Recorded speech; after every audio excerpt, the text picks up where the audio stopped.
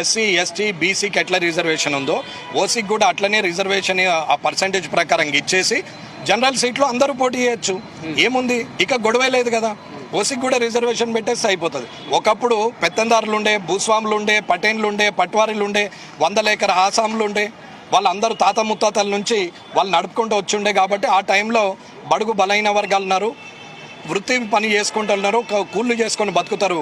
ఇటువంటి వాళ్లకు రిజర్వేషన్స్ ఉంటే రేపొద్దున రాజకీయ వ్యాపార రంగంలో అన్నిట్లో కూడా వాళ్ళు పైకి వస్తారు. ఉద్యోగ రంగంలో కూడా ఉద్యోగాలు వస్తాయి, చదువుకుంటే చదువుకుంటారు. రిజర్వేషన్ వల్ల చదువులు వస్తాయని చెప్పి ఎస్సీ ఎస్టీ బీసీలకు అప్పుడు రిజర్వేషన్ పెట్టారు. వస్తున్నటువంటి ఈ 70 సంవత్సరాల్లో మారిన మార్పుల వల్ల పెత్తందరి వ్యవస్థ అయింది. భూస్వాములు వేరు, అందరు వేరు.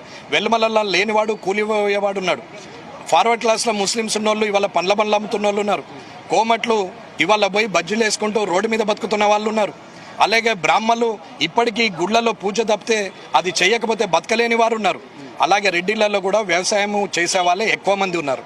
వీళ్ళందరికీ కూడా రిజర్వేషన్ వాళ్ళ పర్సంటేజ్ ప్రకారం ఇచ్చి తర్వాత మీరు ఖచ్చితంగా జనరల్ సీట్లో ఎస్సీ ఎస్టీ బీసీ ఓసీ అందరు పోటీ చేయొచ్చు, తప్పేం లేదే.